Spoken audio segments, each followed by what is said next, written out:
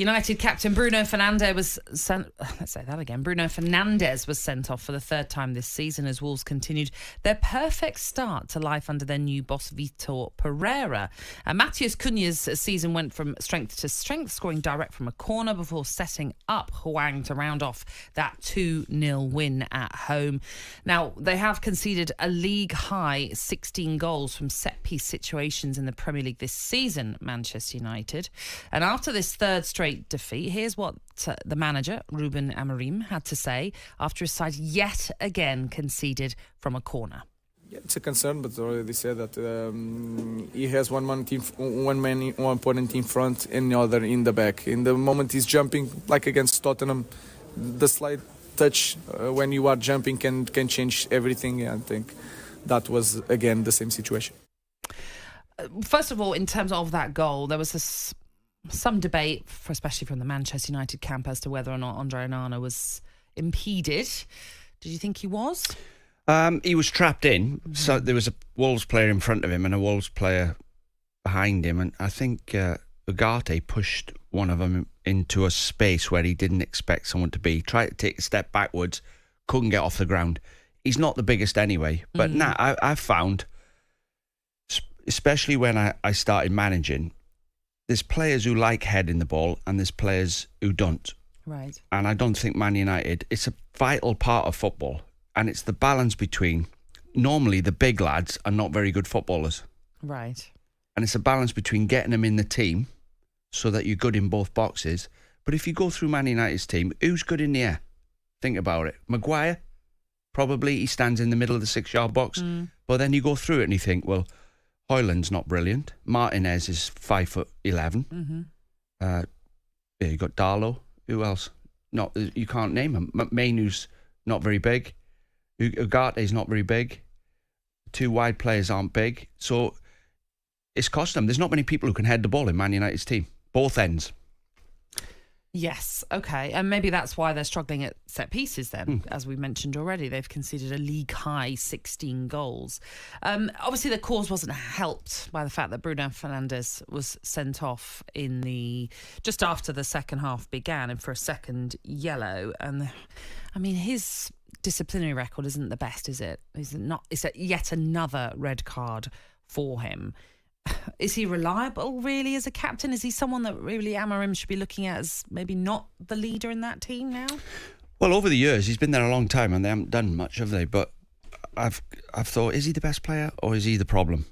I've not been able to make my mind up at times because he loses his discipline. He runs past Højlund sometimes to close the centre-backs down, running out of position, leaving the likes of Eriksen and Casemiro.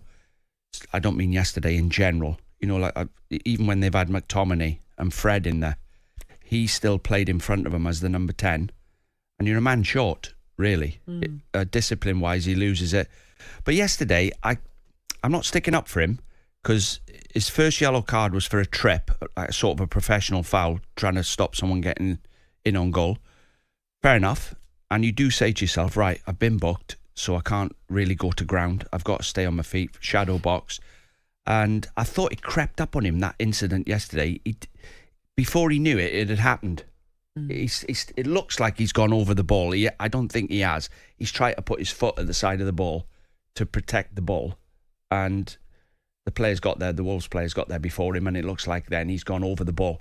So, a bit harsh, but you do have to say to yourself, and it's surprising how many players do it, when you're on a yellow, you cannot make a challenge now. And you see a lot of managers now just taking them off.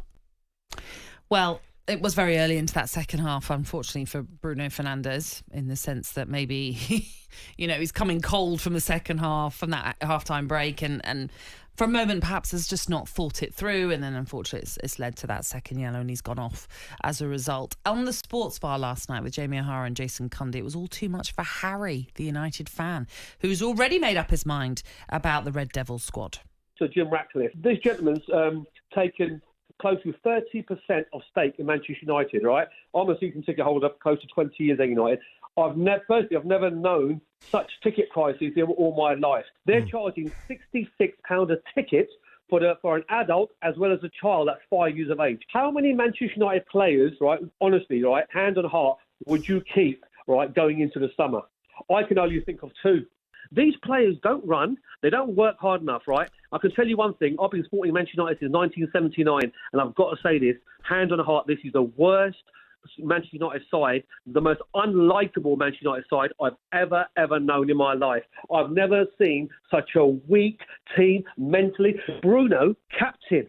I don't care about his goals or his assists or the stats. They mean nothing to me, right? He's not a leader. He's not a captain. But he gives the ball away way too much in the game. Watch his game closely. He tries ridiculous things, loses possession, and then he's got the audacity to throw his arms up at every little challenge, right? He shouldn't be anywhere near that football club, but we've got bigger problems. Oh, that is damning from Harry then, the United fan who'd rung up on the sports bar last night. It's incredible, really, to consider where Manchester United are right now. Dino, they're 14th in the table with 22 points from their 18 games played. That's quite a staggering return, really, from this start to this season. They are, of course, closer to the top 4 than they are to the bottom 3, but that is still startling to see Manchester United where they are. Obviously, Ruben Amorim is still very new to his role, although what is quite bizarre is if you look at the man that replaced him at Sporting Lisbon, João Pereira, just 6 weeks into the role, he's been sacked already. See, which is quite not staggering. Funny. It's not funny. Staggering, isn't it? I read that yesterday. I was thinking, God, that was quick. It seems like he's only been here 5 minutes. I know. No one is thinking that. Obviously, with Ruben Amorim, I'd like to think it's more, as Harry was alluding to there, the board and everything else that comes with it. But it does feel as though with United we're going to have to, and I think Amorim has alluded to this, that they're going to go through some dark days before we see light at the end of the tunnel. Yeah, and you've got to look at the players. It's been going on. How long's it been going on now? I remember sitting there and thinking they've given the job to Ole Solskjaer. I mean, why have you done that? Like, he's been managing Mulder and Cardiff, and it's the biggest club in the world, and you're gambling on someone being able to lead this club forward, but. I don't know. You know, you look at the team yesterday, they didn't look like really creating chances. They didn't look solid defensively. Wolves were the better team. I know they had 10 men, but you look at the way he's playing at the moment. When you play with 3 centre-backs, your 2 wide centre-backs got to be able to run, got to be able to go out as full-backs and defend out wide. They're going to get dragged out there at times. Then you look at your wing-backs. Are you playing wingers there or are you playing full-backs there? Then you look into the centre and midfield. That doesn't look right. Højlund looks like he's running around frustrated. He's not getting a kick. The wide players, you watch Diallo. He'll get dragged in. Alanga's bit the dust. Martial's bit the dust. Ronaldo bit the dust. Sancho bit the dust. Rashford's bitten the dust. Garnacho, he'll be gone. They seem to get dragged into this culture of you don't really have to sprint.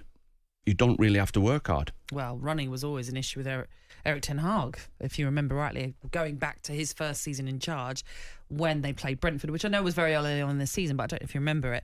They were beaten 4-0 in that game and they were outrun by some distance by Brentford, and Erik ten Hag then made them come in the next day and do a huge run as a result of that. But running has been a bit of an issue for this United team for a very long time. And of course, as I mentioned there, they're 14th in the table on 22 points, which means if you look at the top 4 situation, Arsenal, who are playing tonight, are on 33. That tells you the gap that United have to top 4. You do have to wonder about even just Europe for next season. And is that a concern that they may well miss out on that? Manchester United fans, we would love to hear from you how you feel about your team right now. Are you still very much in favour of Ruben Amorim and the system that he's trying to implement? Is it a case of give him time, he'll get it right? Or, as some are suggesting there, like Harry, the United fan before, that maybe they're just rotten to the core, those players, and there's a big overhaul needed in January and the summer as well. You can give us a call on 03717 223344 to have your say. You can also text us to 81089 or WhatsApp us even on 03717 223344. Of course, Wolves fans, we're not going to forget you because it's a huge win for you. 2 wins in a row as well for your new manager, Vitor Pereira, and it means you move out of the bottom 3 as well. That is how big that win was for you. talkSPORT Breakfast, waking you up Monday to Friday morning from 6 a.m. on AM, on DAB, via the talkSPORT app and on your smart speaker. talkSPORT.